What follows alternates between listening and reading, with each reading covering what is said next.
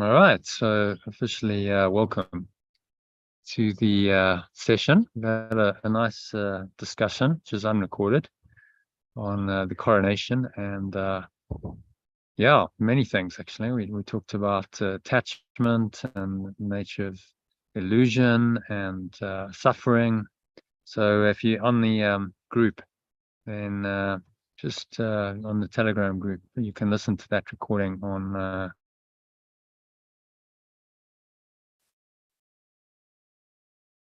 audio that I posted to you today. But now we're going to jump into lesson for the day. Well, first of all, the inspirational quote. So give me a moment. I'm just getting the YouTube record live stream going so people can hook into it from the email. And then I'm going to share my screen. Okay.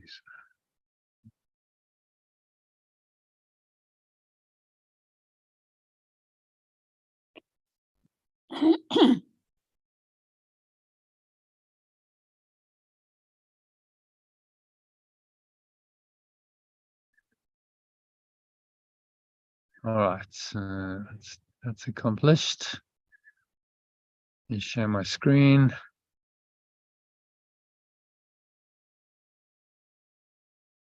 All right.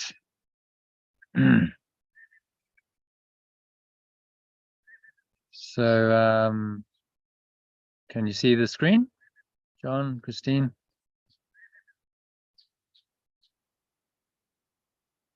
If you can read the quote for us, John, maybe.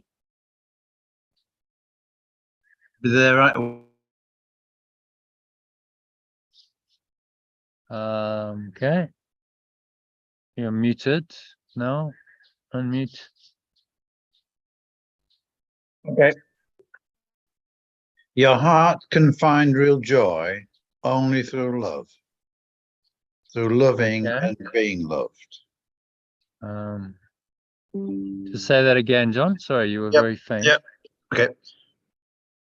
Your heart can find real joy only through love, through loving and being loved. Thomas Goodwin. Oh, he was an English Puritan theologian and preacher. Which follows on nicely from yesterday's one about happiness. Our only function being happiness. It states the truth about the only real source of lasting happiness any human being has ever found. Love. And it's been confirmed by rigorous scientific research done at Harvard University to discover the answer to the question, what really makes people happy? So they've done an 80-year study called the Grant Study, spent over $20 million. And the findings are very simple. Happiness is love, full stop. This is what the lead psychiatrist of the Grant Study for 40 years said. Happiness is love, full stop. So the study shows that there are only two pillars of happiness. Number one, loving relationships. And number two, coping with challenges in a way that doesn't push love away.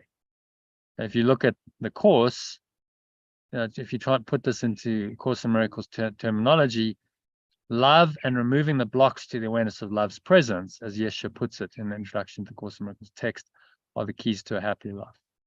So he's saying very clearly in that introduction, maybe we'll just have a quick look at it actually, that he can't teach us the meaning of love because that's beyond what can be taught. But he can teach us how to remove the blocks to the awareness of love's presence, which is our natural inheritance. All right, introduction. There we go.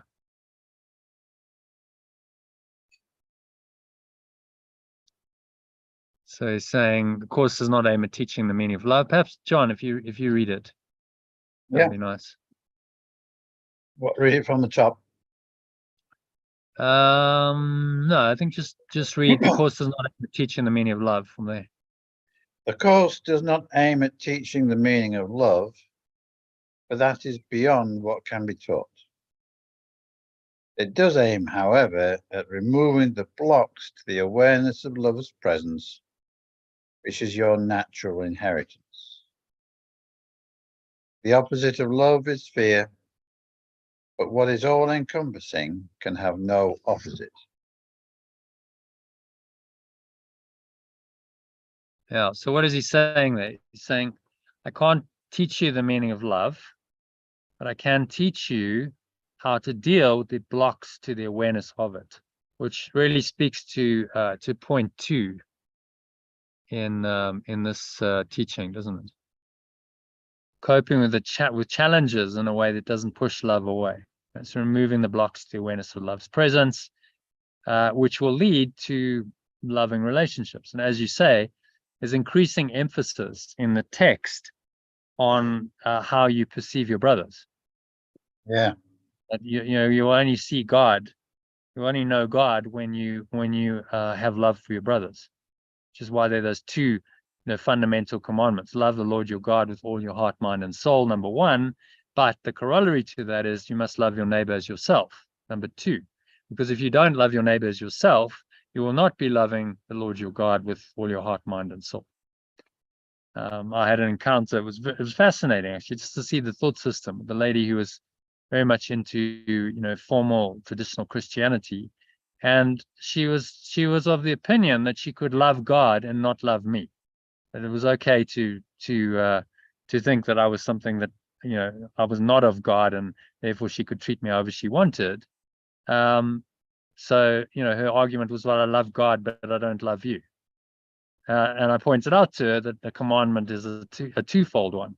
You must love God and your neighbor, and in order to love God with all your heart, mind, and soul, you must love your neighbor as yourself, because you can't do one without the other. Otherwise, it's very easy to say, well, I love God, and God's some conceptual idea in your mind, and then you can justify being unkind and downright cruel to your neighbors on the grounds that they're not of God. You're of God, but they're not. So therefore, it's justified that you can treat them that way. And that's the essence of evil, isn't it? I've seen many atrocities perpetrated in the name of religion that have this idea that, well, we have God and you don't, therefore you some kind of unbeliever, heathen or infidel or whatever you want to call it, and therefore we can treat you however you want. Because it's a failure to honor God in your brother. And so coping with challenges in a way that doesn't push love away is essential, because when you're in relationships with people, we know that they push your buttons, difficulties arise, and then you have to have a way of dealing with that. And that's really what the course is training us to do: remove the blocks to awareness of love's presence, as he puts it in the introduction. And those are the keys to a happy life. So he's saying, love will come when you remove the blocks to it. When you know how to cope with the challenges, the things that seem to deny love, then love will come. And you will allow love to come into your relationships. So modern scientific research proves what every authentic spiritual teaching and teacher down the ages has said. Love is the key to leading a happy and fulfilling life. But the caveat to that is that you must know how to deal with the things that are seemingly not love in this world. What Steve was talking about earlier, suffering. You must know how to deal with that in order to find love. So there's a bonus video which has got 3 more key insights, key findings, really saying that love makes a tremendous difference in our relationships, makes a tremendous difference to our quality of life, to our happiness, to our health and well-being. And if we don't have it, then it's a significant indicator for disease in life expectancy terms, health terms. So they've tracked that in this grant study over 80 years. So today's lessons, 2 more lessons for review, really are about living this loving presence. The one is about connecting with source, and the other one is about not holding grievances. So how do you not holding grievances is coping with the challenges in a way that doesn't push love away. So this is where the rubber meets the road. Okay, so let's dive into the lesson then, shall we? I think so. John, if you want to read number 1, love created me like itself, and then we'll go into the alternative. Love created me like itself. I am in the likeness of my creator. I cannot. Do you want to translate as we go? Yep. Oh, yeah. I am in the likeness of my source. And the main one is perfect love. Perfect love extends me. Perfect love extends me as itself. So instead of love created me like itself, perfect love extends me as itself. And that has a different feel to it, doesn't it? I'm extended as perfect love. I'm an extension of perfect love. I am as itself, not just in its likeness. I am it. That's really what the translation is trying to say.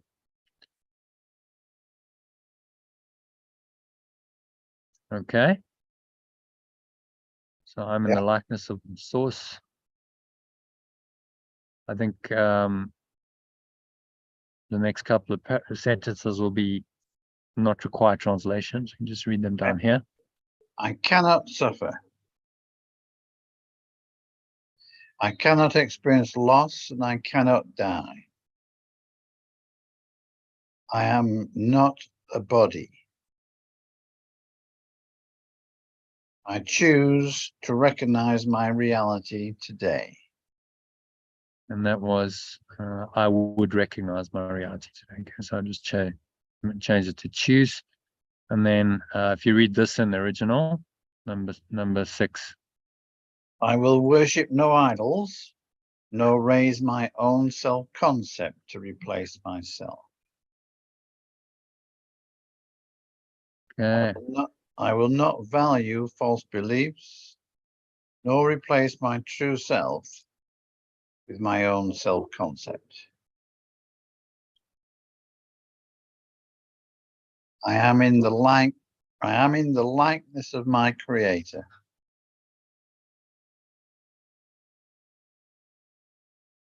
I am in the likeness of my source. Now, I wonder if there's let me think. Better translation of that? I am.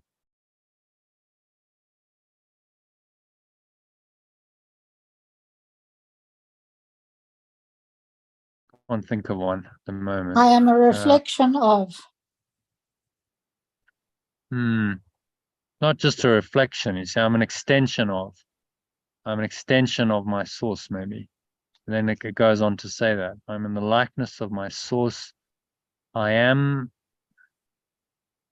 maybe the same. I'm the same as my source. What do you think? I am the same as my source, rather than I'm in the likeness of my source. Yeah. Strong. Yeah. Happy with that? Yes. Yeah. I'm the same as.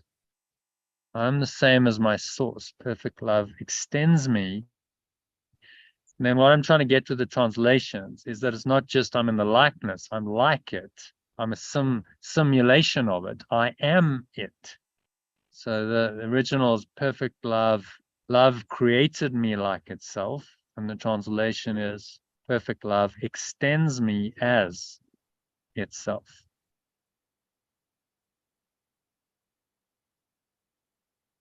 So I am itself. I am it, and it is me. That's really what we're trying to get to.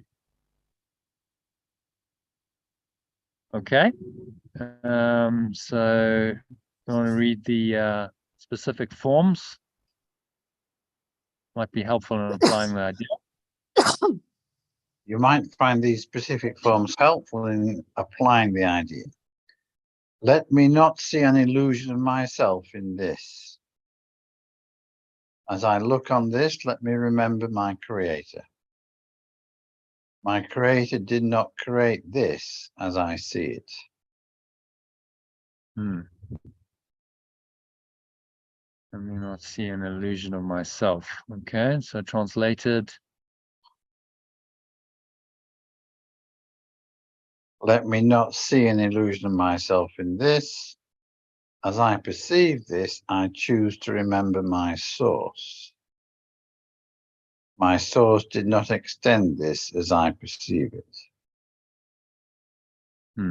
So the seeing becomes as I look on this, or as I see it, becomes perceive. Creator becomes source. As I perceive this, I choose to remember my source. My source does not extend this as I perceive it. So we overlook those things in our perception that are harmful, that cause us suffering. There's any kind of grievance. We just overlook it and recognize that our perception is faulty. A source did not extend this as I perceive it. So my perception is false. I'm not seeing the extension of love, which is why I have a problem. See, related to the problem idea. I have a fundamental perceptual problem. So I'm perceiving incorrectly. I'm perceiving what my source did not extend. I'm perceiving falsely, and that's my problem. And I'm doing that all the time, over and over and over again. And the correction is, well, I'm not perceiving this correctly. My source did not extend this as I perceive it. So my perception is incorrect. But as I truly perceive this, I choose to remember my source. When I perceive it correctly, I must remember my source, because my source is the source of the correct perception. So it reinforces my identification with my source.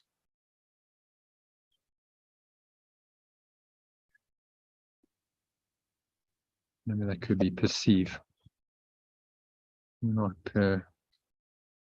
perceive. An illusion of myself in this.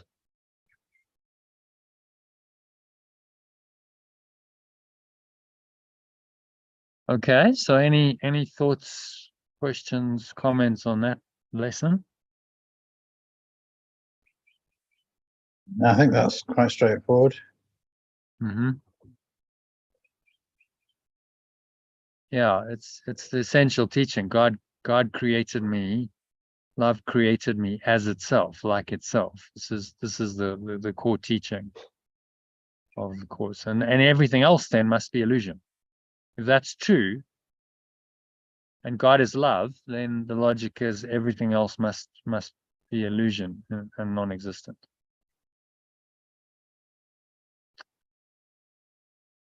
Okay, and then love holds no grievances is the second one, which is really you can see how it's working. There's a high level. This is kind of a level 1 statement, John and Christine. Oh, yes, so it's level 1.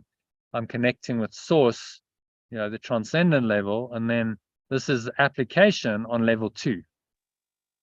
So now it comes down, and love in this world holds no grievances. So this is how it applies on level 2 of this world of form and time and space and duality.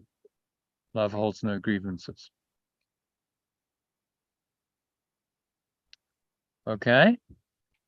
So Christine, if you want to read that for us. Love holds no grievances. Love holds no grievances. Grievances are completely alien to love. Its translation is actually the same. Grievances Okay. are There completely isn't much alien to translate in this one. So read the alternative. Grievances are completely alien to love.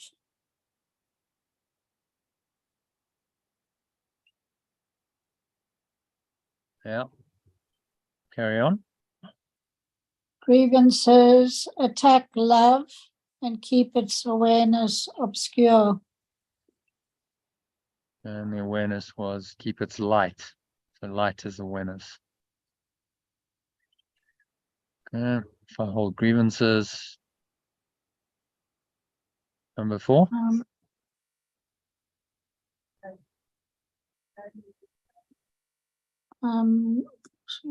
Up there. These specific forms. No. If I hold grievances. I've highlighted it for you. If I hold grievances. I can't see it. Aren't you? Oh, you're on your phone. Oh, wait. Okay, I can That's see it better? now. Yeah. If I hold grievances, I am attacking love and therefore attacking myself. And those translated attacking myself. Okay. No, that's the same. And my self thus becomes alien to me. Okay. This is And how I translated. deny my true self. Yeah. So much more pertinent. I mean, it's like, this is how I deny my true self. I deny my Yeah. true self when I have grievances. And if you can remember that, then you won't do it. Yes. I mean, what I was saying this morning about not accepting the music and the meditation, and Steve always coming whenever he chooses, late, in other words. It was the same like at the beginning where I am love. I put my hand on my heart. Part of me was rebelling and thinking, but I'm not love. I'm full of wrongness and I'm doing everything wrong and I'm in pain and got it all wrong. So to say I am love, there was huge resistance. It's almost like I'm so guilty and so full of sin that I identify strongly with the ego. Yeah. And only by You can see that. identifying strongly with I am love does it all disappear and just fall into significance, because yes, then you can feel the illusion working when you strongly identify with love. Takes a bit of time to believe it though, but I mean that is the solution. You can see your illusions, and you see how grievances perpetuate that false self, that false sense of self. Yes. They're totally linked. You know, I'm not love, and now I'm going to hold grievances because I'm not love. Yeah. So this is how you deny your true self. Whenever you hold a grievance, you're denying your true self and you're falsely identifying with a separate self that's made up in your own mind.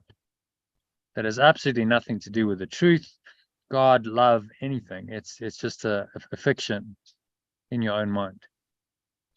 And that's the consequence, you know, of grievances. You know, you deny your true self over and over and over again. Yeah. So it's trying to make it very explicit. Like, okay, recognize what you're doing here. You're denying your own self. This is not a smart thing to do.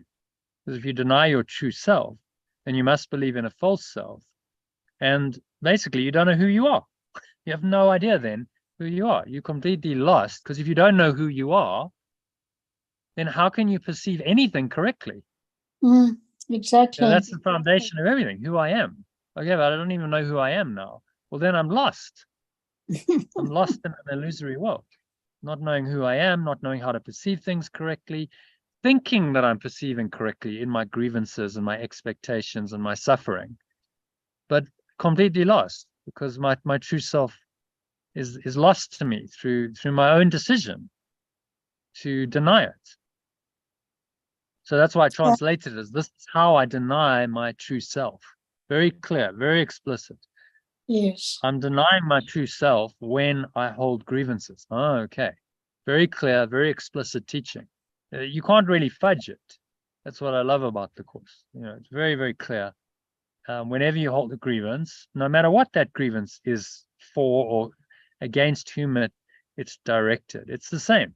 You're denying your true self. You're using the illusion of the world to justify the grievance, and therefore justify the denial of your true self. Yeah. And Yeah. I mean, it's exactly the how same. the ego perpetuates itself. It's the same at the moment with this Mother's Day coming up next Sunday.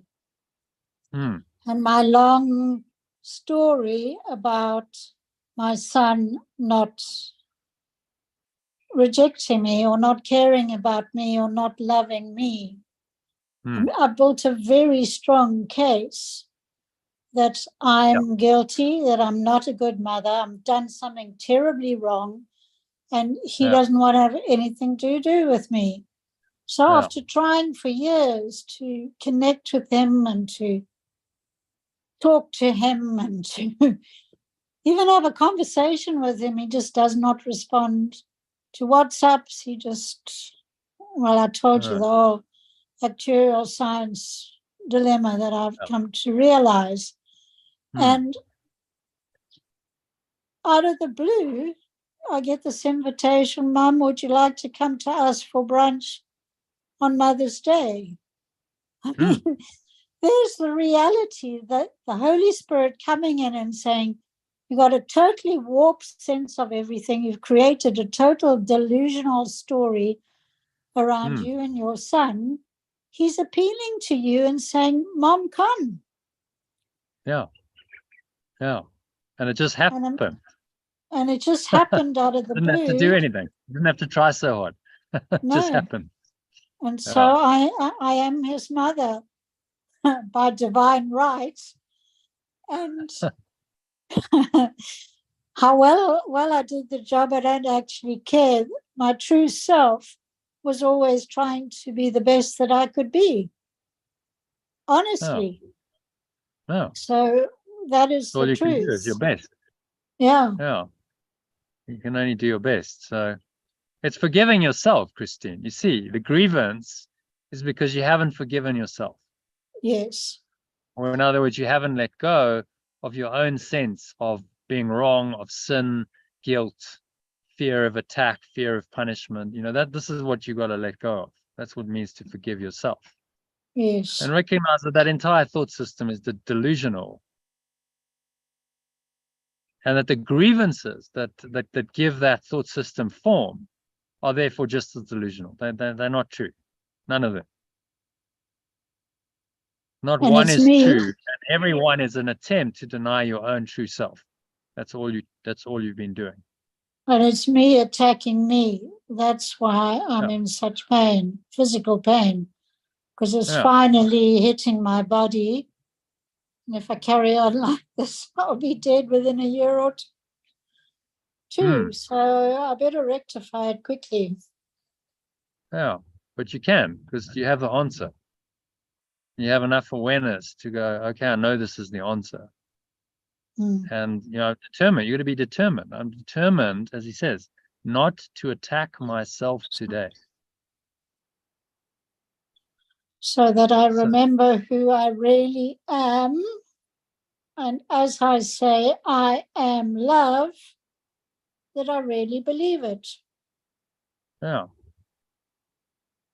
Yeah, but it's the starting point. What he's saying is, okay, I can't teach the meaning of loves beyond what can be taught, but I can teach you how to remove the blocks to the awareness of love's presence. So he's saying to you, okay, you might not fully believe that you're love yet, but start by removing the blocks. Yes. So focus on the grievances and go, okay, let's look at all my grievances and let them go. Yeah. Because as I do that, I am opening myself to the awareness that I am love. Yeah. And more that will become believable until eventually it's not a belief anymore. It's what I know.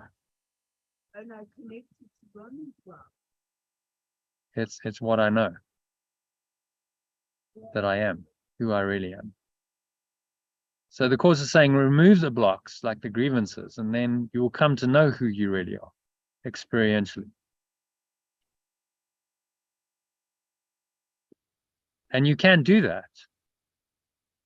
You can remove those blocks. You can look at them, you identify them, recognize that it's just a false belief, let it go, and then you usually see that life responds and you get some kind of miracle, like your son inviting you out of the blue.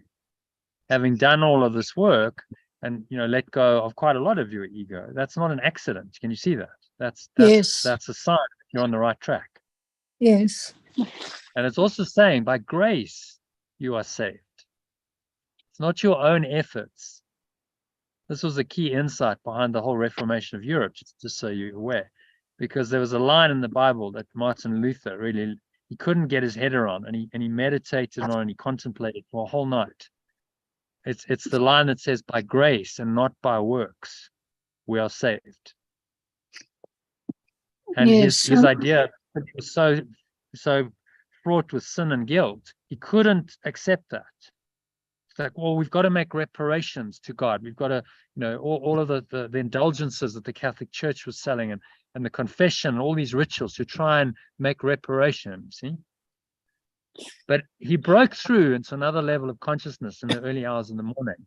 And he understood that it's by grace we are saved, because that is our true nature. Whether exactly that inside or not, but he understood that nothing we do within our deluded thought system of guilt and sin is going to work. So all of the rituals of the Catholic Church and the confession and the indulgences they were selling, and they were saying to people, you can buy your way into heaven.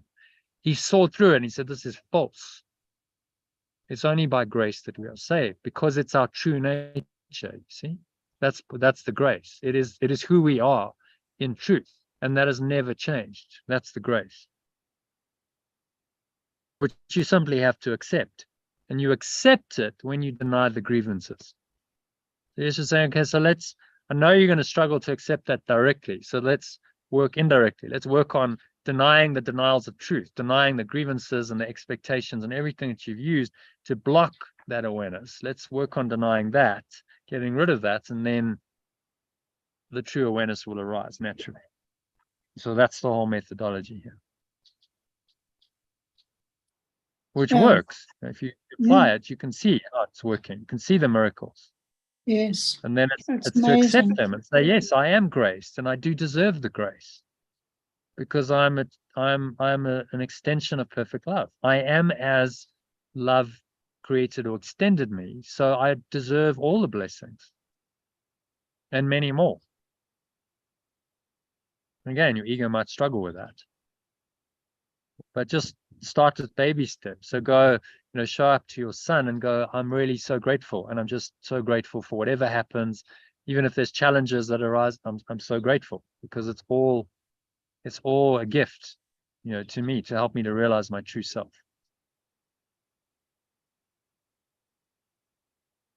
So it's a key lesson. It's 68, and then there's another one, 69. So you get another go at it. And I think there's 2 or 3 more around grievances in the workbook. But an absolutely key lesson, because grievances are expectations, and grievances are partners or co-makers, as he says in, I think it's lesson 73, partners or co-makers of the world you see, the world of separation, the world of pain and suffering and sickness and death. You hold an expectation, and then you have the grievance, because the expectation isn't met. You see how it works? Yeah.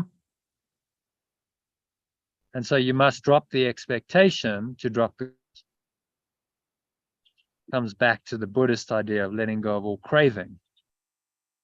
Expectation is, and aversion is just a form of craving. So when you say it shouldn't be that way, the grievance is it shouldn't be that way. What am I doing? I'm craving for it to be another way. That's what I'm doing. I'm desiring it for it to be another way than what it is. It's a form of craving. Yeah, which is what I'm doing all the time. I'm also allowing myself to buy into this dream of one day we'll have electricity again in South Africa. And I'm dreaming for when we had electricity, we weren't grateful for it. We took it for granted. Yeah. And now we don't have it. And it's very hard to accept it, because it's affecting so many people in negative ways, especially the elderly. They're getting very depressed. I had a friend on Thursday saying that the blackouts are causing her depression. Well, you see, but that's not true, is it? We know that's not true. Yeah, we know that's not true. These are all that's causing her depression. These are all just grievances, when the reality is there is no electricity now. We just have to accept the inconveniences of life in South Africa as it is now. And I do accept it, because there are lots of pluses too. It's just that my mind latches onto the grievances, because I have that expectation. Yeah. Do you see how it works? Ah, Expectations to grievance. And as the Buddha pointed out, the only way out of that suffering that it causes is to drop the expectations. yes, yes. You can't expect anything. It just is what it is. And it's okay as it is. And actually, mostly people make a plan. You have inverters, so okay. It's all right. We can still cope. Still ran a session where we had a 2-hour power cut and session. So it's okay. I'm not gonna set up a situation where I'm saying it's not okay. Because if I do that, I suffer. The more that I deny reality as it is, and I go, this shouldn't be that way, the more I make it real in my mind, and the more I suffer because of that. So the grievance is the aversion of the Buddhist teaching. It's the same thing. Yes. So now if I have a strong aversion reaction to anything, what am I doing? I'm making it real. Yep. In my mind, in my perception, and then it becomes my reality, and now I have to identify with a false self when I do that. So now I've identified myself as this false self who has all these expectations and grievances and is suffering because very often my expectations are not met. So my grievances seem to be justified, and I suffer, and I suffer, and I suffer until I change my mind. Simple. Until I question, we can't change the reality of no electricity in South Africa very easily anyway. It's beyond your power. Can you see it? It's beyond your power to change that.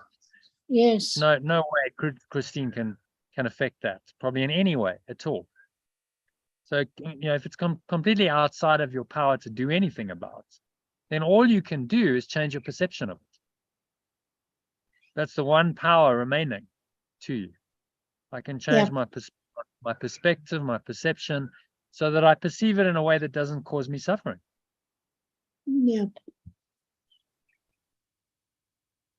And that's why we're doing this mind training, so that you learn how to do that, and that becomes your default mode. So the ego starts coming in, and you go, no, we're not going down there anymore. We're not going down that road. Let's take the other road. Let's listen to the Holy Spirit now, and collapse it. And very quickly, just okay, you notice the grievance, collapse, let it go, and you get much better at it the more you practice. So it's good that you notice it. You're not failing, Christine. You're succeeding. Can you see that? Yeah. You're succeeding because you're noticing your grievances. Whereas maybe before you started this process, you didn't even notice your grievances. You couldn't see it at all. You couldn't see the grievance. The grievance was you. You are the grievance. That's what the ego is telling you. So then, you're totally identified with that false self, and there's no other awareness that's able to enter to say, no, actually, the grievance isn't you. There's another way of looking at this. Therefore, there's another self. Therefore, there's another reality. You see, the Holy Spirit can do that. But if you're so in your grievance mindset, then they can't. It's blocked out. So, what's happened now, because you've done the couple of months of serious mind training work now, is that there's enough awareness to say, okay, I can see that it's a grievance. I might still go there and I want to believe in it, and there's that residual temptation, isn't it? It's a temptation to want to believe in it. Yeah, the habit. Yeah, but you notice it, start being aware. Okay, it's a temptation. I'm aware of it. Okay, that doesn't mean I'm failing. It means I'm succeeding in the moment when I'm aware of it. Because then I can change my perception of it. Once I've got that awareness, I can choose to let it go. So it doesn't grip me anymore, and I can just drop it. And maybe it gripped me for 5 or 10 minutes, or maybe a few hours, but okay, I can be aware of it and I can let it go. And the more I do that, the more I cultivate this ability, the happier I feel. And I start recognizing that this is the only way to deal with life's challenges. So I stop self-flagellating and attacking myself. I'm determined not to attack myself today, so that I can remember who I really am. And you start seeing the wisdom of that and going, yeah, okay, there's no other way here. I must do this. The alternative of holding grievances is a disaster. It doesn't work. So I'm not going to do that anymore. So you're making progress. And it might be slow, but then you've had 74 years and who knows how many lifetimes before that of practicing holding grievances. So of course it's going to take some time. You can't expect suddenly overnight you're just going to, get rid of that thought system and go into completely the opposite and master it. It's going to take the rest of your life to master it. Yes. But that's what your life is about. That's what it's for. And You know, fortunately, with the current, lots of opportunity to practice. In South Africa, great opportunity to practice, don't you? yeah, Lots of great opportunity for grievances. opportunity. So in some ways, it's actually the best place. It's a good place to be, to awaken, because you don't have the illusion that everything's going right all the time. You live in Switzerland or something. It's like, well, trains will always run on time. There's always electricity. Everything runs like clockwork. It's a huge temptation to believe in the illusion, isn't it? That, actually, this life's okay and it all works. You can't have that illusion in South Africa. It's not possible. So you've got to let it. Then you've got to change your mind. You've got to let go of the grievance. So from a spiritual point of view, that's a very good thing. Sorry, what were you saying? I was trying to say that with the coronation, seeing Charles there in that old body with all those robes around him, I realized he's the same age as me. Yeah, but he looked so old and so almost like a puppet, where people were holding him and helping him to sit and helping him to stand up. And I thought, wow, he's spent 74 years waiting for this position. Mm. And it's almost like he's too old now, but that's a judgment because, if the Holy Spirit is working with him, he could make magic happen in 10 years. Mm. And in watching that, it was a reflection of my own life too. Mm. I could see myself as old and decrepit as he is in that body. Mm. He didn't talk. He didn't radiate any aliveness during that coronation procession and sitting there on those thrones. And I just, I brought it back to myself and realized, wow, at least I have aliveness and I have control of my life and I can choose and I'm free. And I felt like a spring chicken compared to what I was watching. In some ways, much freer than him. Yes. All that duty very and grateful. And apparently he works very hard. He does kind of what I do. Works till like 12. He works through the night. Yes. Quite amazing. I don't know if he does all-nighters, but he works really hard. I think he has a great sense of duty. But is he really free? That's the question. In all of that, he's got all the power of being the king, but how free is he? One wonders in his own thinking. I have to say, he didn't look particularly happy. There was no, he didn't look like, oh wow, like this is the day I've been waiting for. I'm so happy, the happiest day of my life. It didn't look like that at all. No, there was no light. There was no light in his eyes. They're supposed to do. I don't know. When they coached them, they're supposed to be gravitas and all of that. I don't know. One doesn't know what's going on inside of him, but it didn't appear to be much light and joy going on him. More like a burden and quite heavy and responsibility. And the same with Camilla. Very, very like smile for God's sakes. Have crack a smile when the crown goes on you, but just like very serious. But maybe that's what they're supposed to do. I don't know. Because they rehearse it all. Oh no, you must, gravitas. This is, dignified occasion. We can't smile and laugh. So maybe that was what they were told was the form of it. But if they were enlightened, they would have just been like, hey, who cares? You know what I mean? I'm the king. I can smile and I can laugh if I want, because what can they say? I'm the king. So I did get a sense of a burden. You know, it was like there was this heavy weight of responsibility and burden and duty, and it wasn't light and necessarily free. But again, you know, that's the ego's interpretation of it.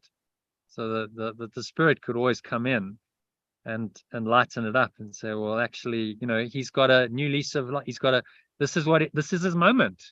You know, this is his moment. He's waiting for his entire life. He's been preparing for this moment to come in to the fruition of, you know, what his life is about, his Dharma, and now he can really make a difference and an impact in the world. So, and he's been prepared for that, isn't he? He's been preparing his whole life. So, you know, in the same way, if you take that attitude, you've been preparing and you've been in training for this moment where you awaken to your true self, and your life really starts now. Yes, and one can really be happy. A whole new lease of life. And you know, if you really allow the spirit to come through you, it can do amazing things. It doesn't matter how old you feel and how decrepit I can really your body be happy.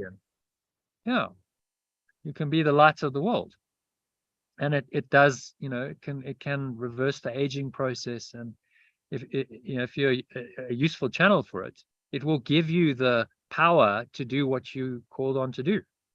Yeah. So you don't need to worry about energy or power or resources in this world or any of it. Okay, well, it'll give you what's required. If that's what you're supposed to do, then you just trust that and it will give it to you. So it's a whole new lease of life for you. So instead of 74 and I'm heading towards death now, it's like, no, actually, this is a new lease of life for me. I could. There's no reason why you couldn't live another 20, 30 years, and really, you know, be an inspiration to people especially in your generation. I mean, and interesting because you and John are the same age, aren't you? I think you're both 74. We've talked about this. So, you know, at this age, is it possible to live an inspired life? It's like, well, you know, your sort of formal life is over. You're retired. John's retired. You're semi-retired, and so, you know, what's left to do? You don't necessarily want to go into suddenly a hectic work schedule and you know, putting in the kind of hours I put in, because that's not where you're at. But still, you can live an inspired life. You could say, okay, so, you know, guide me to do, using, you know, all the skills, talents, abilities that I have to be an agent for love in the world, and guide me in how to do this, how to do that, and then, you know, follow the guidance, and it will be appropriate guidance. It's not going to ask you to do crazy things like all-nighters, but it will give you what you can do, and it will support you in that. And then there's a whole new life. Today, Friday, I did a balance around light, bringing light into the world, holding the light during this full moon, powerful shift week. You know, it's the Buddhist Wesak week. There's a lot happening around the world at the moment. The energy is rife for opening to the new. And coronation, part of it, you know, it's all interesting. Yeah, that's why they do it at this time of the year. And so I did a Metatron cube balance that we do with the magnetic field of life alignment.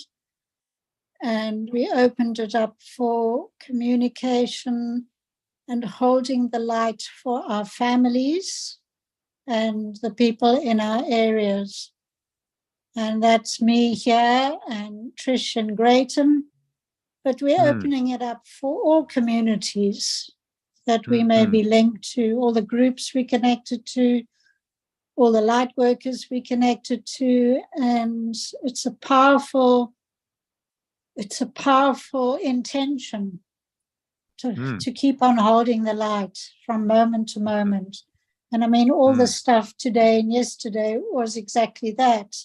See the light shining through, Sally with the light in her eyes, you know, the fact that we can actually come to terms with the fact that we are just channels that are being utilized for the greater good of all. And to extend it out to humanity, why not? And when you hold a grievance, you deny all of that. It's quite a thing to do, isn't it? To deny all of that in Limit one moment yourself. of holding a grievance. Yeah. So be aware of the temptation, to hold grievances, because in the moment that you fall for the temptation, you deny all of that. You deny the ego, Yes. you deny the spirit, you deny the truth that you're the light of the world, that you're a channel for this light to come into the world. You deny, life. I mean, it's a disaster, really, when you think about what you're doing. You just become the tiny man again, just struggling on your own in this useless body. Yeah. And so you deny everything in that moment. So the consequences of this, become, the more you come into awareness, you go, oh my God, that's just a terrible thing to do. I recognize what I'm doing over and over again, and I just can't do it anymore. Yeah. So he's trying to train us in the consequences of it. He's saying, look, this is what you do when you hold a grievance. Just understand, you deny everything that is good and beautiful and true, and now you bind your mind into an insane thought system that is behind all the pain, suffering, sickness, aging, and death of the world. Is this really what you want to be doing? No. Saying, no, you really don't want to be doing that in your right mind. So, but he has to train us so that we can come into our right mind, and that's what these lessons are about. Okay. So thank you, Jono. Thank you. My pleasure. Well, thank the spirit, really. I'm just an instrument. So this is no justification for denying myself. You want to read those? This is no justification for denying myself. I will not use this to attack love. I am not tempted by this to attack myself. Yeah. So all useful interruptions of the pattern. See, he's giving us the lessons and he's giving us these forms. So we've got something we can use to go, hang on, stop, pause, bring in the pattern interrupt to stop the train of grievances. Because you know how it goes. Once you start down that track, and you have the thought, and then it leads to an emotion, then you have more thought and more emotion, and then whoop, it's a runaway train. The ego goes, oh, great. So now we've got the grievance train, and off we go. It's not the gravy train, it's the grievance train. And off we go, and we're heading to oblivion, but it doesn't tell you that. It tells you it's going somewhere, and this is a meaningful journey. So the moment you start, you go, no, stop the train, get off.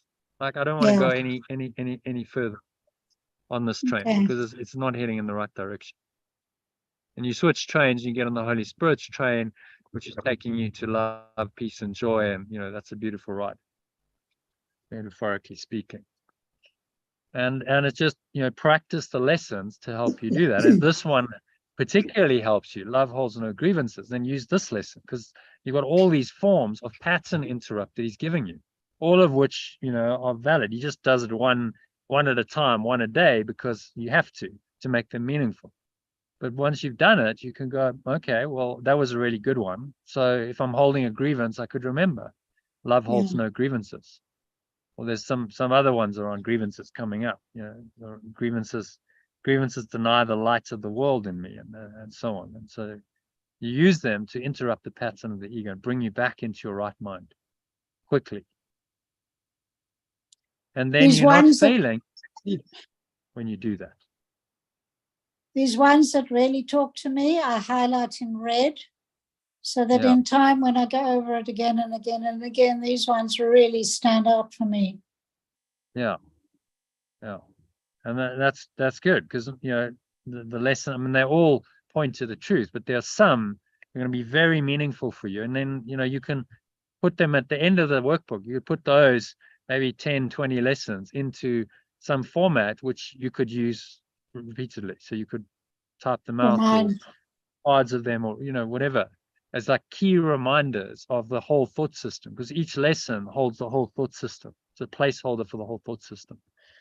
If that lesson particularly effective for you, then use it as a tool to undo the the ego when it comes.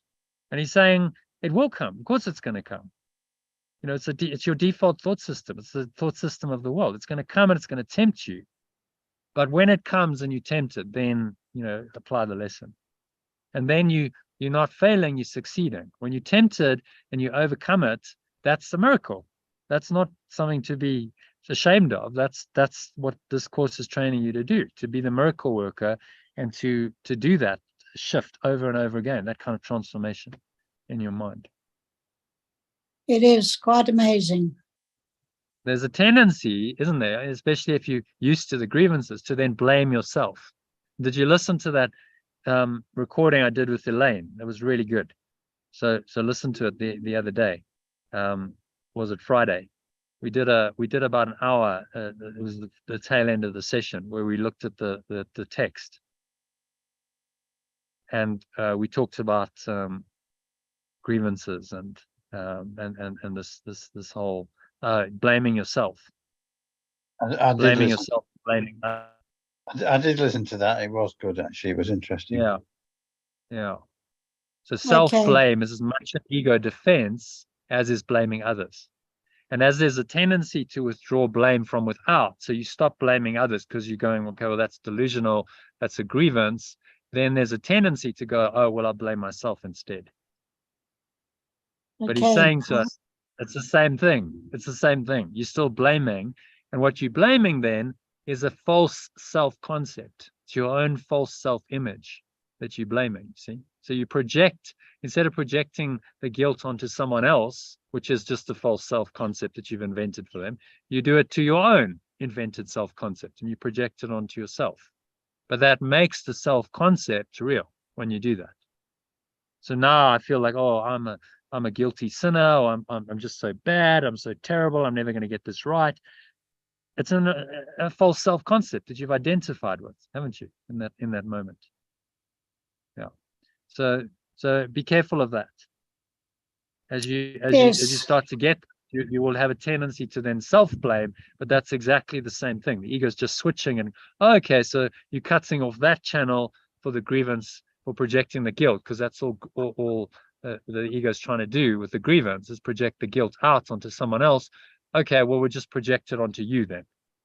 And so it keeps the guilt intact, and it's the same thing. And it keeps the whole thought system of the ego going. It might be worth just having a little. Yes, I will listen to that again. Yeah, Friday. It was good. Remember that guilt underpins your individual identity.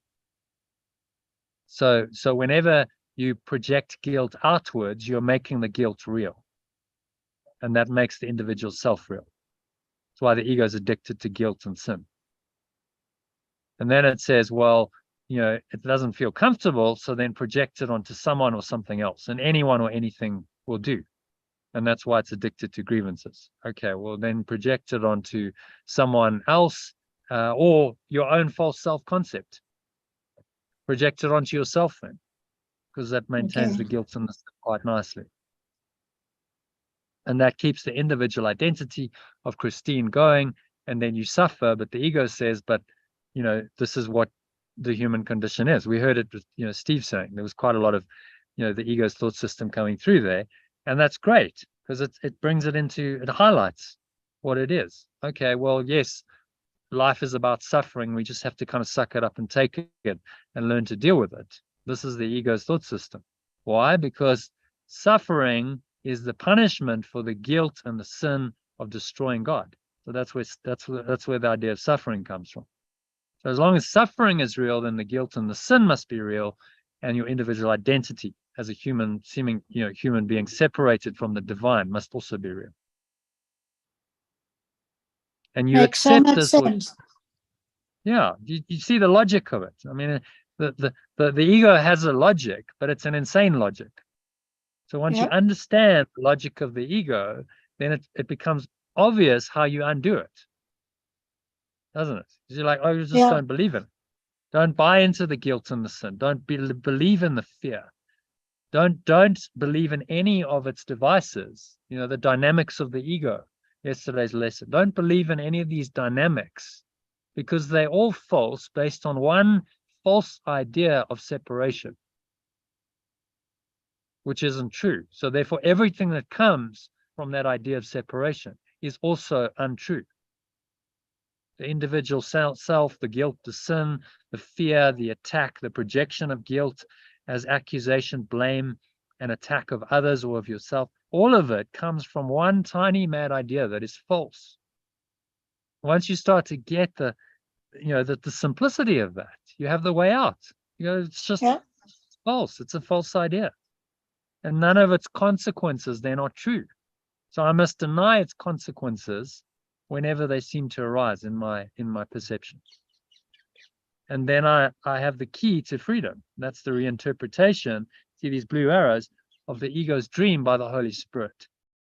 And he's giving us the lessons as the mechanism of that. So the lesson does this amazing thing of taking you from identifying with the dream, and it takes you along the blue arrow into this pure formless awareness, even briefly, even slightly is a relief. It's going in the right direction. And then the reverse movement is now changes your perception of that situation. And you can no longer hold the grievance anymore. Certainly not to the same extent as before. Ultimately, you're gonna let go of all of that. So the rubber meets the road in these lessons. When you do the lessons, you're basically saying, I'm taking this train. Instead of the ego's red train to oblivion, death and disaster and oblivion, I'm taking the ego's train back home to heaven. And the blue arrows are that train ride. And you go back to source, and then zip, you come back into the illusion, but now with a different perspective. And your perception has changed. The grievance is dissolved, and you're a much happier person. Okay, so any other ideas, comments, questions on this lesson? No faults, no grievances? No, all is fine. Yeah, so he's going to repeat it. There's a couple more goes at this grievance idea, because it's such a powerful one. You know, you only have to look at the world. We'll look at world news. Turn on the news at any point, and you'll see grievances. The news is basically a grievance. It's an expectation and grievance machine, just showing you the product of grievances and expectations, mostly. So, you know, it can be quite a good mind training exercise to watch it from that perspective. It's okay, let me look for the expectations and look for the grievances. And it won't be hard. You'll see it in almost every news story. I don't watch the news for 20 years now. Don't know what's going on in the world. No, neither do I. But my parents, sometimes I'm living with them, so then sometimes I get a little bit of, but you can watch it consciously and go, okay, well, it's just that's just a grievance, or there's an expectation, and you can use it as mind training. You know, you start seeing the ego's thought system, how it plays out, and that can be good practice. Okay, so John, any other comments, questions, or thoughts? Otherwise, let's go into our meditation on this, shall we? Shall we meditate on it? Yes. Okay, so I'm good with that too. all right.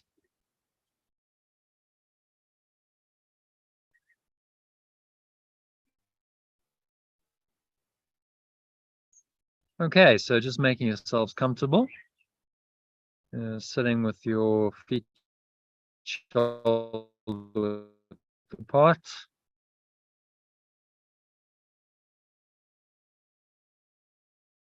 Start off by taking a nice deep breath in through the nose.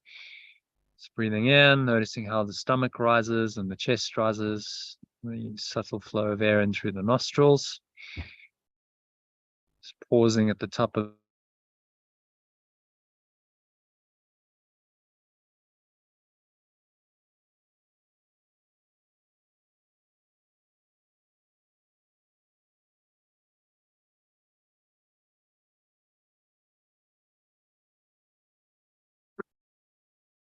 Just breathing in, noticing how the stomach rises and the chest rises, subtle flow of air in through the nostrils.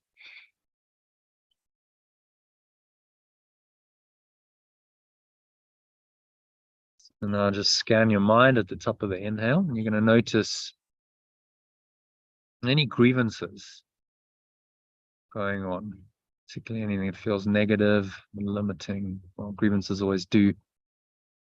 So any aversion reaction, saying something shouldn't be this way, you notice that there's an aversion, there's a resistance going on. So you can be resistant to the weather, resistant to whatever. It doesn't just have to be a person. Resistant to the electricity situation in South Africa, so on. So breathe in again, just notice that thought, that emotion, what it feels like. And you're going to remind yourself that love created me like itself, or perfect love extends me as itself. I'm in the likeness of my source. And say this out loud to yourself. As you breathe in again, I'm in the likeness of my source, so I cannot suffer, I cannot experience loss, and I cannot die. I'm not a body. I choose to recognize my reality today. I will not value false beliefs, nor replace my true self with my own self-concept. I am the same as my source. Perfect love extends me as itself. So breathe in again, this loving presence. Imagine you breathing it into every pore of your body, every cell of your body, every part of your mind, every fiber of your being is infused with the love, and you are recognizing in this moment that you are extended by perfect love as itself. You might find these specific forms helpful in applying the idea. So apply these to the grievance. Say, let me not perceive an illusion of myself in this situation, in this grievance. As I perceive this, I choose to remember my source. My source did not extend this as I perceive it. And use these ideas to help you let it go. So exhale and just blow out all of these grievances, the breeze of your breath into the nothingness they really are. Exhale, letting them all go. Going, gone. Pull the lower stomach into the spine. Expel the last remaining air out.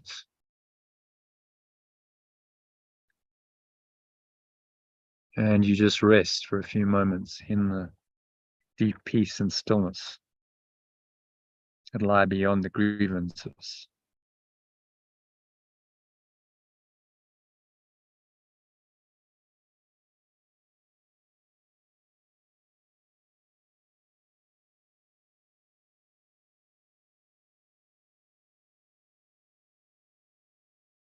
Now breathing in again.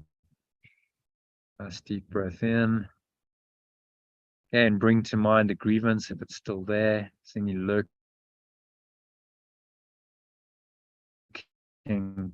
thought of a grievance.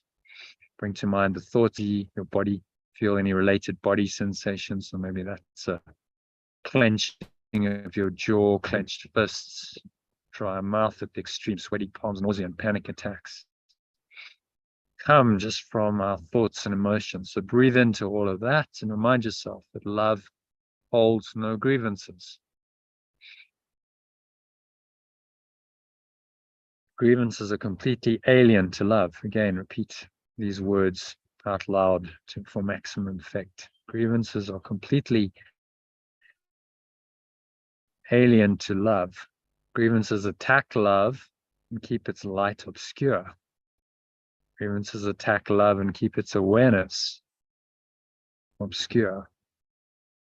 If I hold grievances, I'm attacking love, and therefore attacking myself, capital Self. This is how I deny my true self. I'm determined not to attack my true self, capital Self, today, so that I remember who I really am. And say, again, breathe in to top yourself up with this loving awareness that is your true self. Say, this situation, grievance I'm tempted to hold, is no justification for denying myself.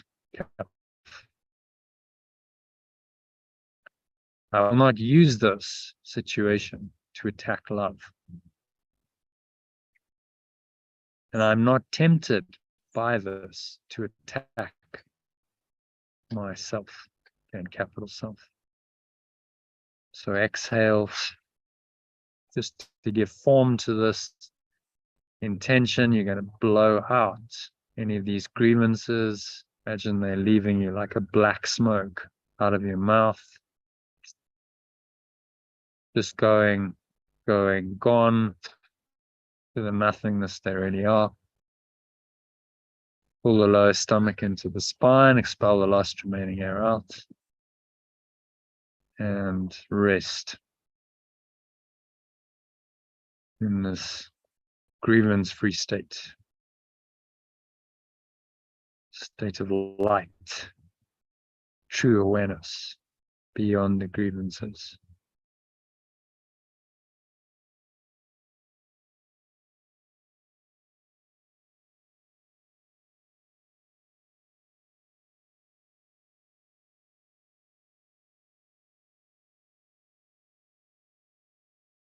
Nowhere else to go, nothing else to do, nothing else to think about.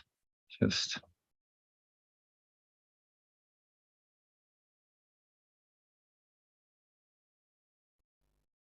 breathe, relax, be still, and surrender in to the stillness. Go beyond the grievances into the stillness, the light within, true awareness within your mind.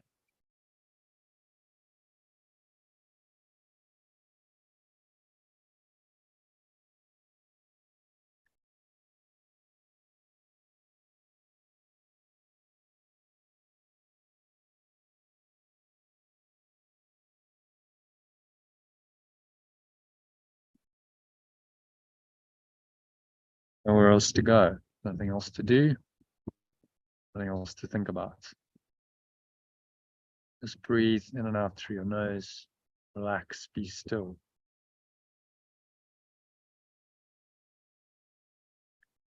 Allow the love that holds no grievances to come into your awareness and teach you that this is the truth. This is who you are. And no grievances are justified in any way, shape, or form because of that simple fact. You might want to add in, I am perfect love. I am pure formless awareness of perfect love. Right now. And my grievances are nothing. I am pure formless awareness of perfect love right now. So just allow that statement to bring an experience of what it points to, this deeper awareness. Surrender to that awareness. There's nowhere else to go, there's nothing else to do, nothing else to think about. Just breathe, relax, be still, and surrender into this deeper awareness of your loving self. The next couple of minutes of deep silence.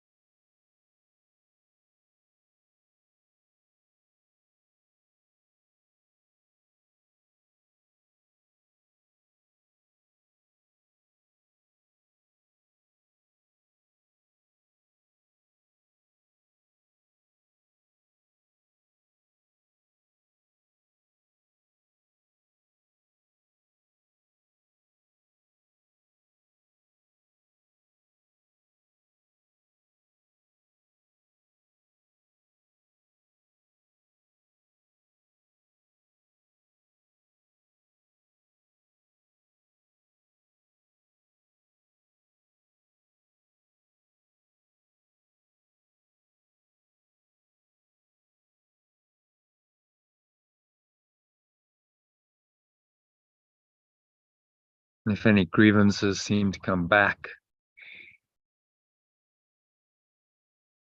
just notice them and dismiss them. Saying, love holds no grievances. This is no justification for denying myself, my true self. I will not use this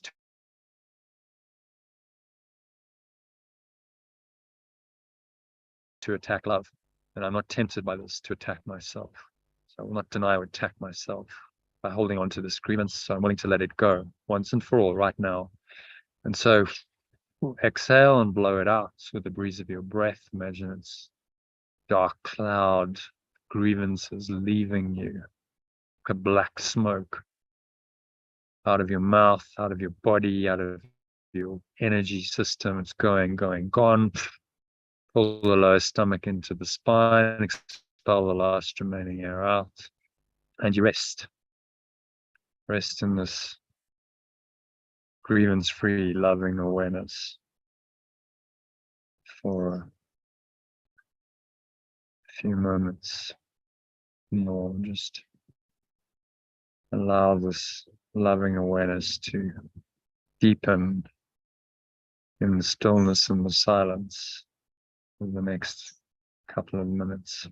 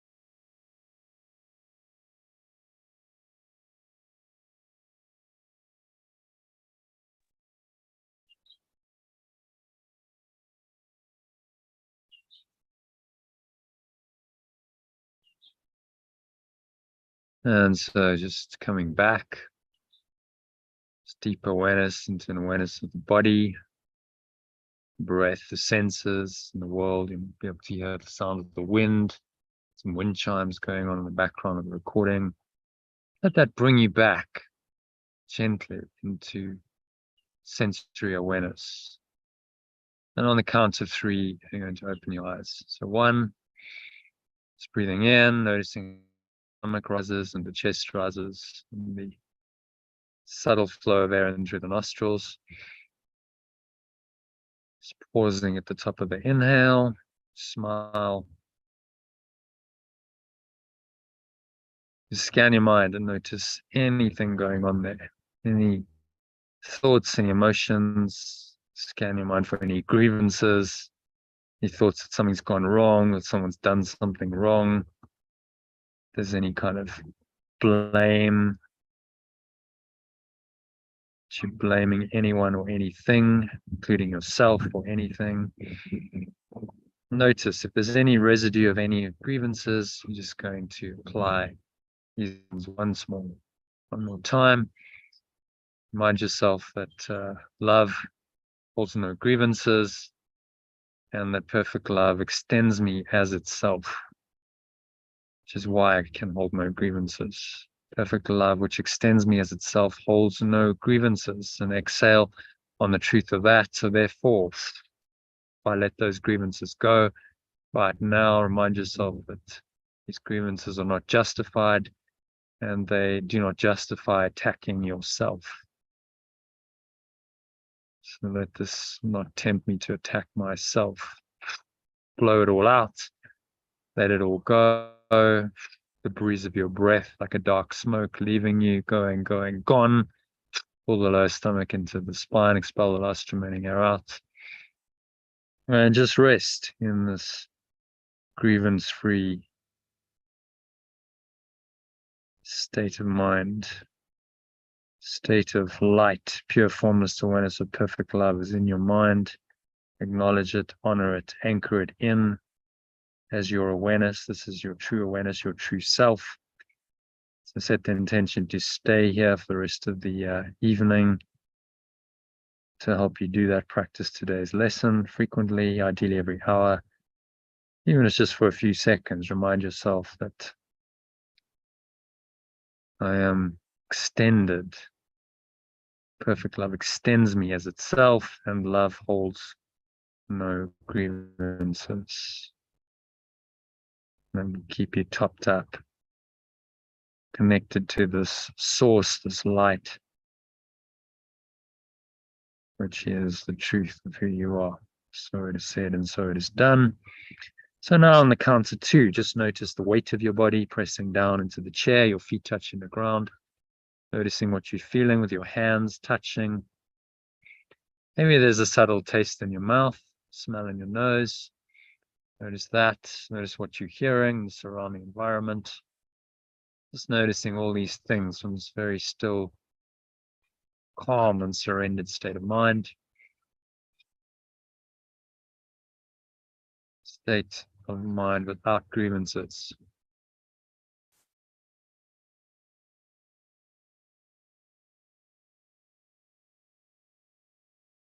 And anchor that state in for the rest of the afternoon and evening. So it is said, so it is done. Now open your eyes on the count of 3 and just look around. So noticing what's in the room around you. From this state of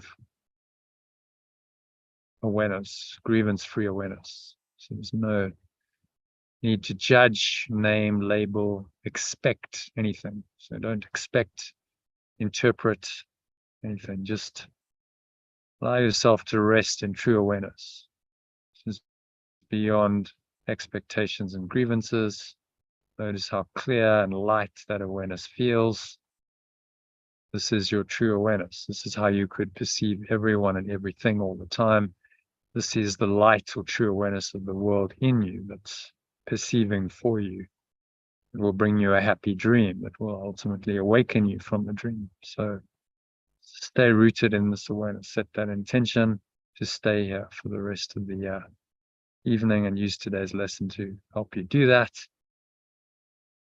Given you 5 and 6 minute breath breaks to help you do that, or you can follow the instructions given you in the Telegram or email in under a minute, or just a few seconds. All you have to do is bring to mind the lesson, take a nice deep breath and say, love holds no grievances, or perfect love extends me as itself. Either one of those forms. Do and use that to reconnect to your source, which is what I wish for you. So brings us to the end of the meditation, and certainly the first part of the session, which has gone on quite long because of the extended discussion. That I thought it was very interesting and engaging. So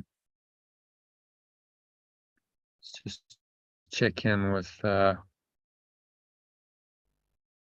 everyone. So John, Christine, No, I'm here. how are you doing? We can carry on for a bit and do some. Yeah, we can carry on and do a bit of text if you want. Yeah. Christine, how are you feeling? I'm feeling fine. Rested. Okay. Are you re-energized? No, I'm actually tired. There's 4.5 hour block Okay. of electricity, no electricity. So it gives me a gap to go and have a sleep. Yeah. I can't Okay. continue. Right. Okay. Well, I mean, that was quite a long session, so well done on staying the afternoon, and we'll see you again tomorrow, hopefully. I've got a 1:30 session tomorrow. Oh. And I'll catch up with what you do now tomorrow morning. Yeah. Let's just see if John wants to continue. John, how are you feeling? I'm happy to carry on. We carry on. Okay. So let me just I think I might need to relocate because it's getting very dark. In fact, it is almost dark. So just give me a moment. I'm gonna mute myself, and I might lose connection as I do that because I'm gonna have to switch connections, I think. So just bear with me for 5 minutes, John, and then Yep. I'll Okay. get a new location. Okay, goodbye, John. Bye, Christine. Good to see you. Okay, bye, Christine. Yeah, see you Bye. tomorrow, hopefully. Join us Bye. at 1:30 again. Okay, bye. Have a good sleep.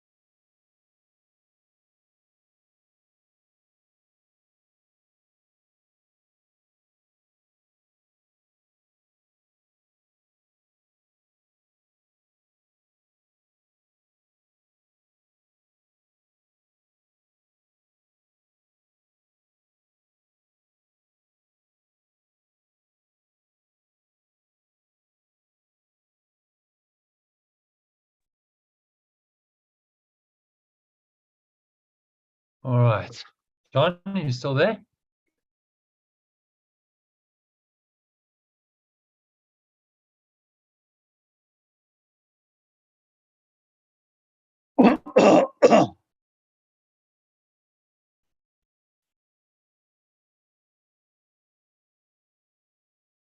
Okay. Oh, my battery's at 1%. Okay. That needs some charging.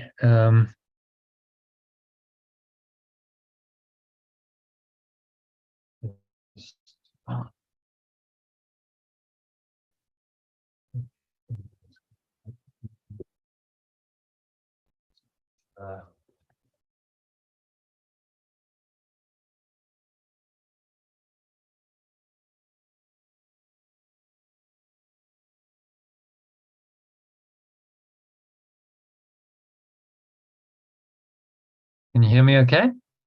Yep. Yeah, I can hear you fine, John. Okay. Strong as it was there, but it's kind of on and off. Okay. Shall we have a look? The text for today. How long do you have, by the way? Well, I might have an hour maximum. Oh, okay. Well, so let's see what we are, shall we? Okay. So can you see that? You zoom in to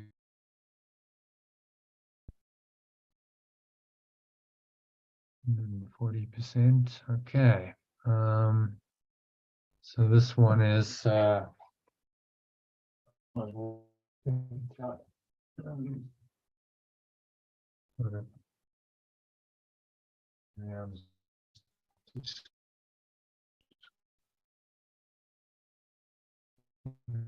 do this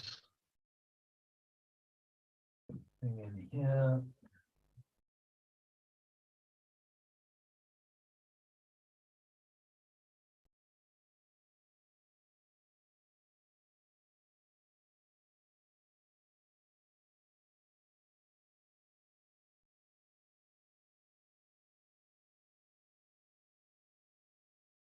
Start the recording. Okay. So let's have a look at today's text reading, which is called Awaken, section 6 of chapter 11, or translated Awakening to Freedom, which I think is more inspiring title. So, Yeah.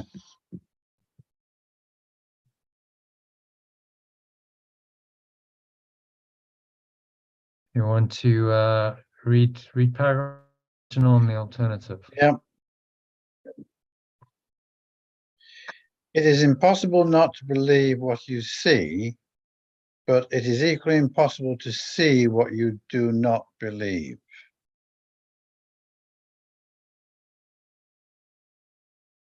So we have the same for that, the alternative. See what you do not believe. I wonder if we should perceive. What do you think? Impossible not to believe what you see, but it's equally impossible To perceive what you do not believe. Possible not to believe what you see. Equally impossible to see what you do not believe. I think maybe perceive. What do you think? Perceive. Yeah, because I mean, if we think about the meaning of it, it is impossible not to believe what you see. Okay.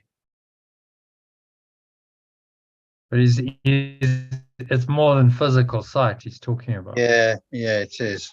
Yeah. It's impossible to perceive what you do not believe. Perceptions are built up on the basis. So I think perceive. It's possible not to believe what you perceive, but it's equally impossible to perceive what you do not believe. So Yeah, I think it's switching it better. around. Saying, Yeah, I think it's better that way. It's equally impossible to perceive what you do believe. So we must believe in order to perceive. He's showing us this. If we have a look at it's in the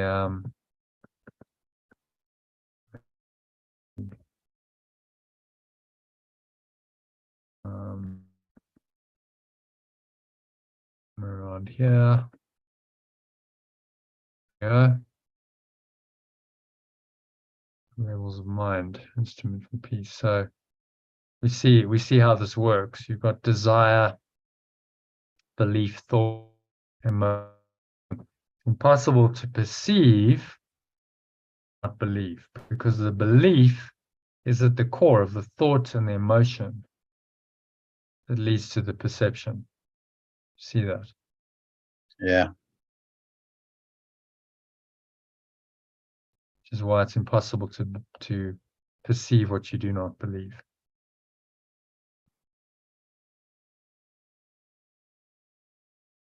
Okay, number 2.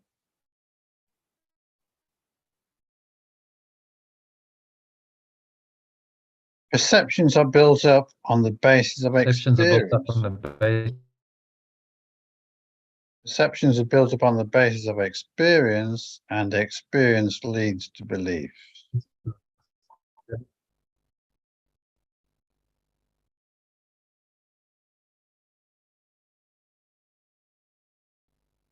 Yeah, and experience leads to beliefs. Yeah.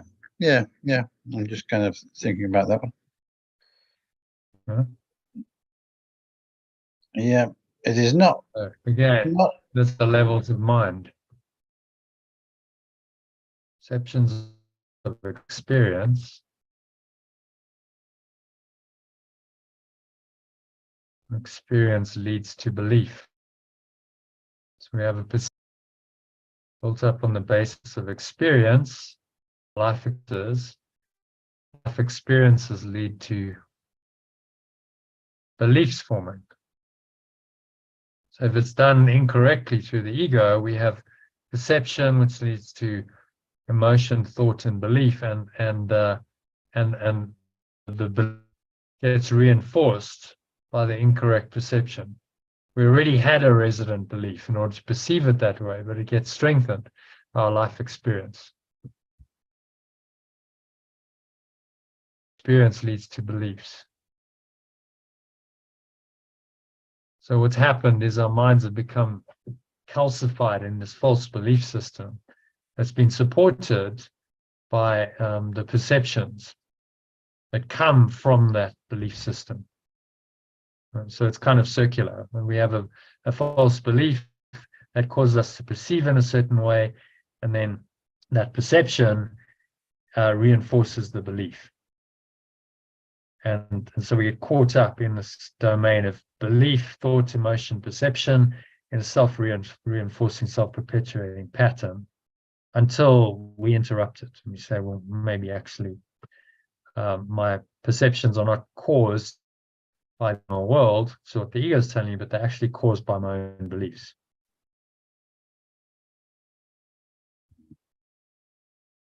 And so we have to divorce ourselves from the experience. Our life experience must be questioned, because that's the basis of our perception. Why he's giving us lessons like I see only the past, because he's saying we must let go of our belief in the past and of our life experiences in order to be open to a reinterpretation from the Holy Spirit.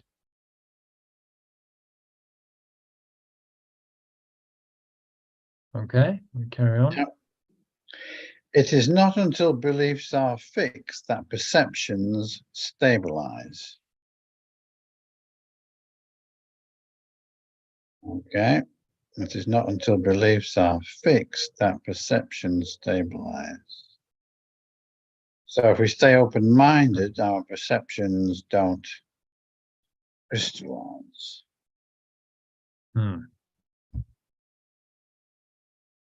In effect, then, what you believe you do So this see. perception. Hmm.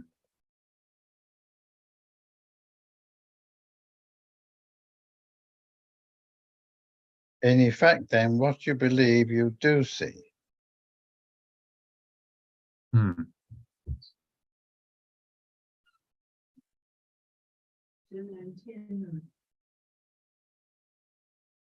That is what I meant when I said, blessed are ye who have not seen and still believe.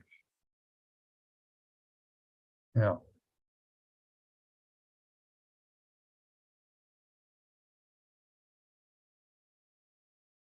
Interesting one is that one. So it's saying here that blessed are those who have not had proof but still believe. Yeah.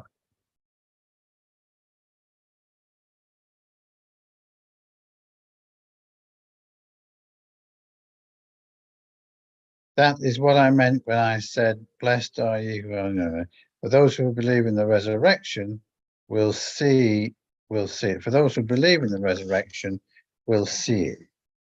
So those who believe in salvation will see salvation. The resurrection is the complete triumph of Christ over the ego, not by attack, but by transcendence. The resurrection is the complete triumph of true self over the belief.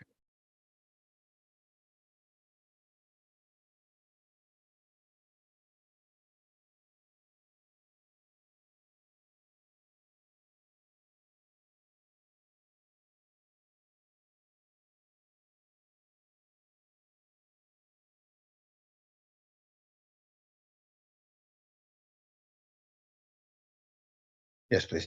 What we're going to do, sir, because it's now 5:15. Jono's struggling a bit and he's just lost reception right now. Just started the text. But I'm more minded to kind of get moving, really. Oh,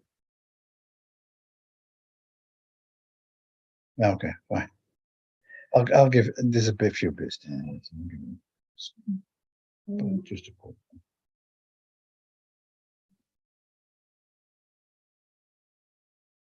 Oh yeah, could do. Yeah, yeah,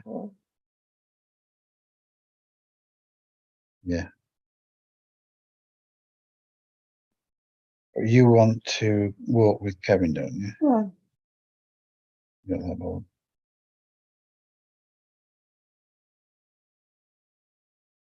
Yeah. I don't know what I'm going to be doing with Beth. Oh, yes. But she might. I've just proposed to go and have a look at that. Actually, the Mid Suffolk Railway. Yeah.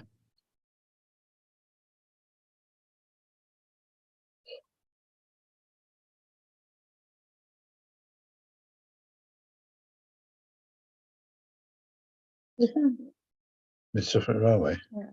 Yeah, yeah. And it Beth's into that. I think it'd be a safer bet than going to.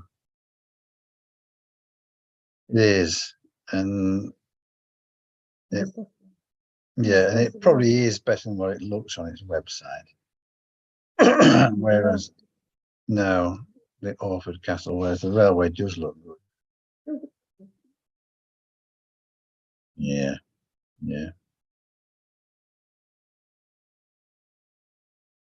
yeah.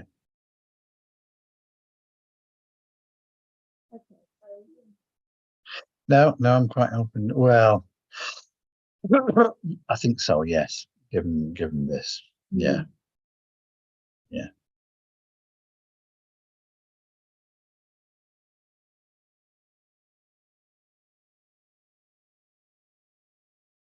It's up.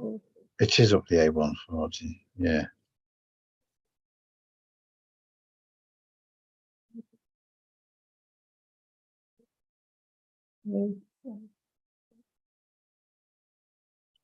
You want to see this, really?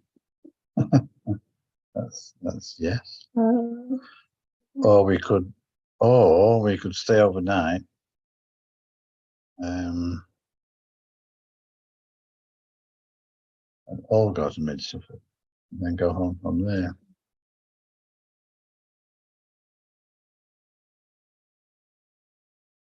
And then with a start off kind of.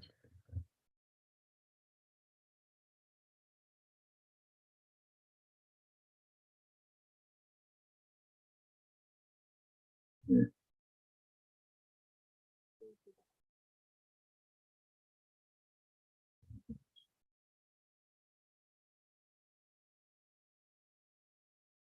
Hi, John.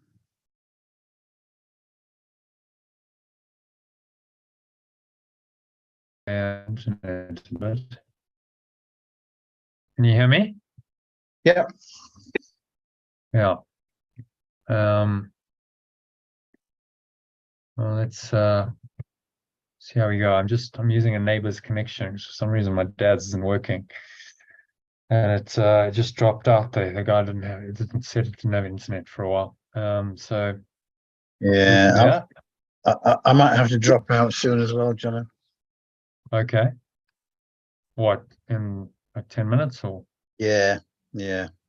Let's get this first one done. Okay. Is that because of the internet or you've got something? Well, I think we're Yeah, gonna okay. Let's do the first paragraph.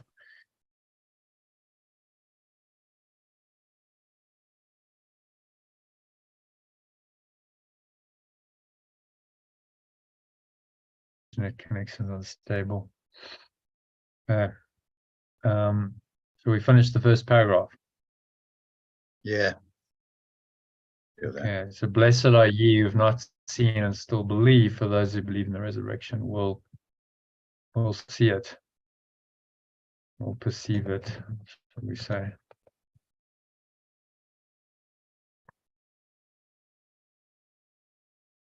So that was in biblical context, that was something he said to doubting Thomas, if you recall.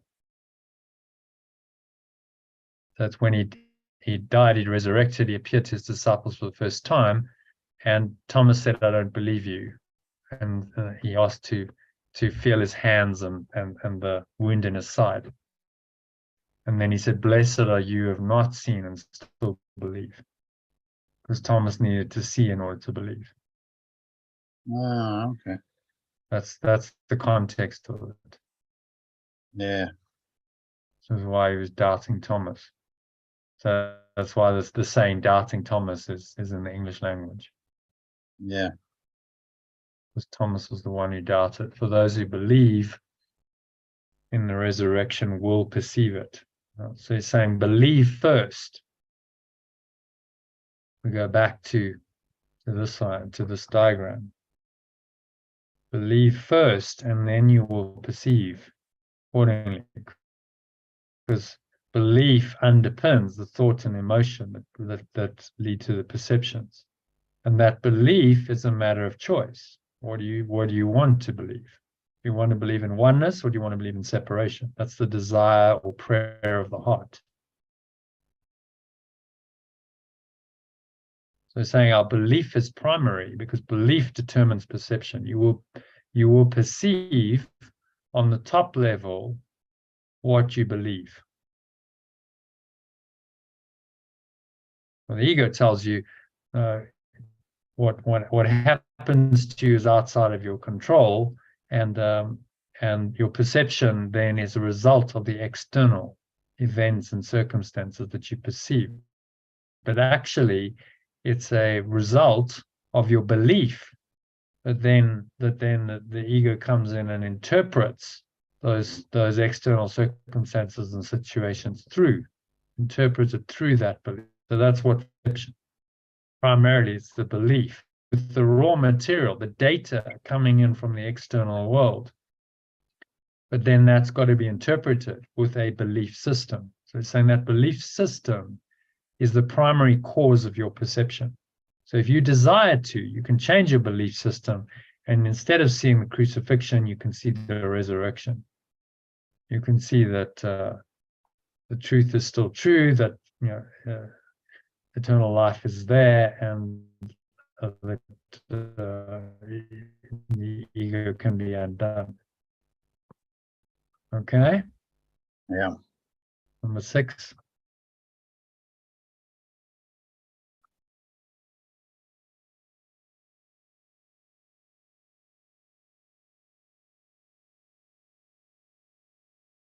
You read number 6. All I'm doing is seeing you at the moment, John. I might not shared my screen. Oh, I thought I had. Sorry. Just going to share the screen.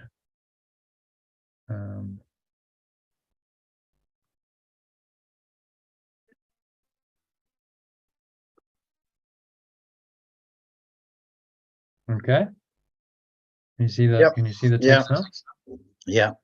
The resurrection is the complete triumph of true self over the belief in separation, not by attack, but by transcendence.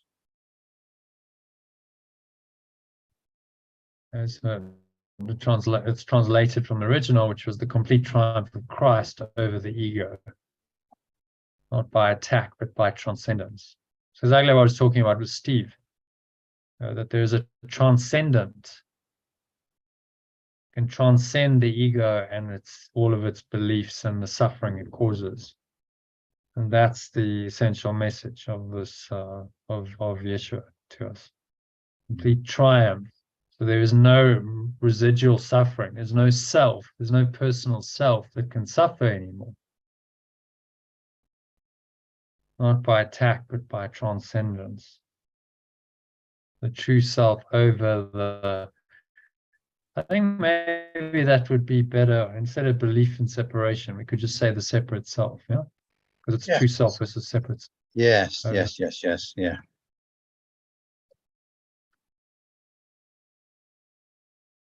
Separate self.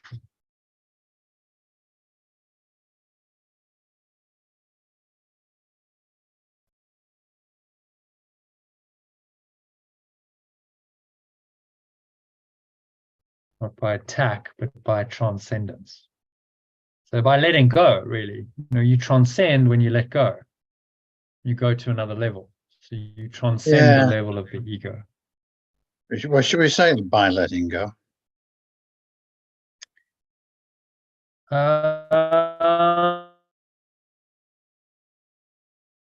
Not by attack, but by transcendence. Which is okay. Let me just add that in. Oh, yeah, that's nice. Yeah. Transcendence through letting go. So the transcendence comes when you've let go of your attachment, mental and emotional attachment, and that attachment is what binds you to the level of the ego. And so then you go from level 2, the illusion, to level 1, the truth, through the letting go. Letting go is like the catapult that pulls you up or beams you up. You remember Star Trek, beam me up, Scotty. Like that, the letting go is what does that beaming up and helps you to transcend the level of the ego.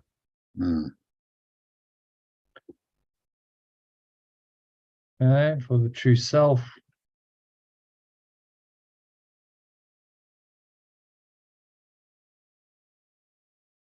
For Christ, read number 7. For Christ does rise above the ego and all its works, and ascends to the Father and his kingdom.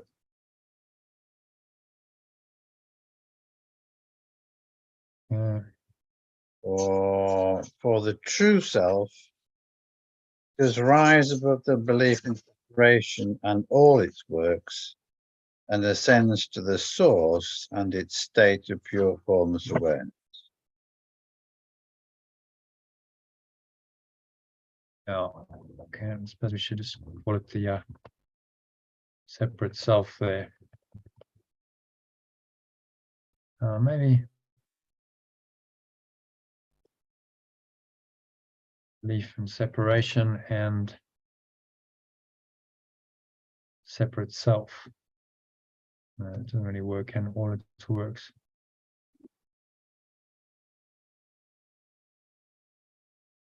above the separate self and all its works, and ascends to the source. And its kingdom is its state of pure formless awareness.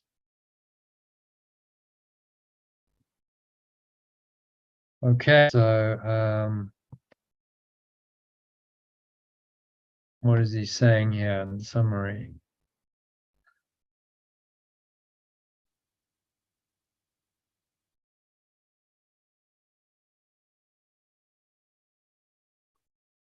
Summary of that paragraph? Is saying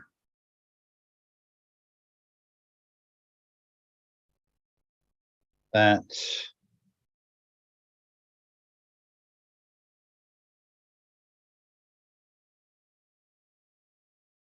it's saying that what we see is what we believe and what we perceive, or it's saying that what we perceive is what we believe, and that perceptions are built up on experience, and perceptions build up experience, which builds up belief, but beliefs are not fixed until perceptions stabilize. So as perceptions come together, they crystallize into beliefs, and that means that what we believe we end up seeing. Yeah, what you believe you do perceive. So what he's trying to do really is reverse the cause, isn't he? He's saying to us, it's your belief that is primary in causing your perception. It's not the external world, it's the beliefs, because belief is what colors your interpretation, situation, any circumstances. And he is telling us that our perception is a result of something outside of us that we perceive outside of us. A person, a situation, a circumstance, an event. It happens, it's not pleasant, and our perception says, oh, that's bad, I have a grievance.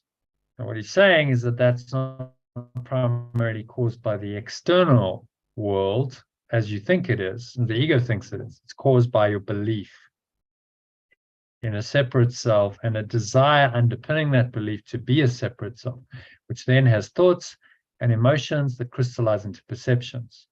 And as you keep doing that, your perceptions reinforce the beliefs. So now you've got a self-perpetuating system going on that perpetuates the beliefs which cause the perceptions. And so, as experience happens, and you have all these experience perceptions, it reinforces the beliefs, and you get stuck in it. You go around and around, thinking that your perception is caused by things outside of you, but actually it's caused by interrupt that pattern. So question it and understand that it's your belief that is primary in your perception. And the data that comes in from the external world is ultimately still projected just on a higher level, still projected by the belief in separation. So it's now projected by that belief and makes up your so-called reality in this world. And he has to interrupt that pattern in our mind and say, no, actually, the cause is internal. The cause is your belief.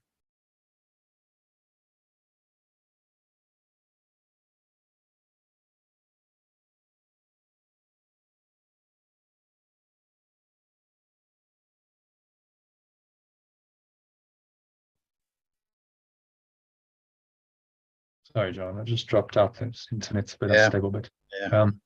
is that clear? I mean, this diagram is very helpful in understanding it. Yep. Exactly. It's a self-perpetuating system. We project out from a cause belief in separation, which we're not even aware of, that projects the whole illusion out. We then perceive it as real from that same belief. And now we perceive it through the filter of our belief that we're a separate self, which means that we feel like we're unworthy, deserving of punishment. That's the core belief we address in the naming your game exercise. That whole system is reality, and that now what we perceive, and Yeshua has to reverse this for us and teach us that it's actually our own beliefs that are primary in this whole system, and beliefs can be changed. And so then he says, you who believe in the resurrection will perceive it. That's sort of, you've not seen and still believe. For those who believe in the resurrection will perceive it. So you can change your mind, and that's just a desire. I choose to believe in this. I choose to believe in this, and so I believe in something that's transcendent. I believe in something that's beyond the ego, and then I will start perceiving things accordingly.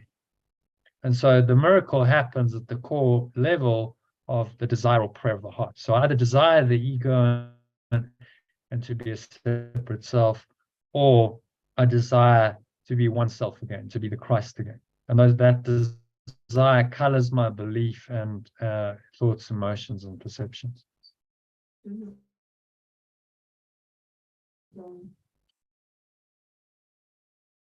Okay, so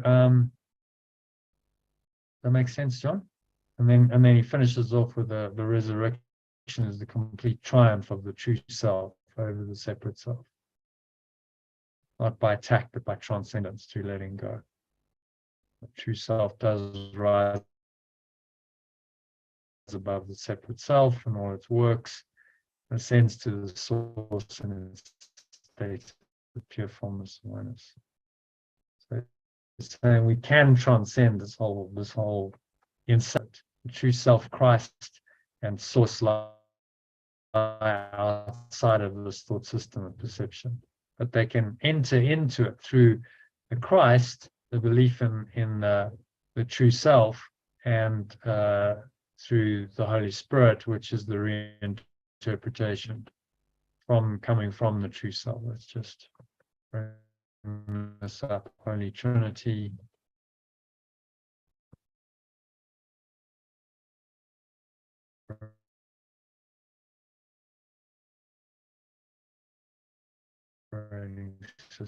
We can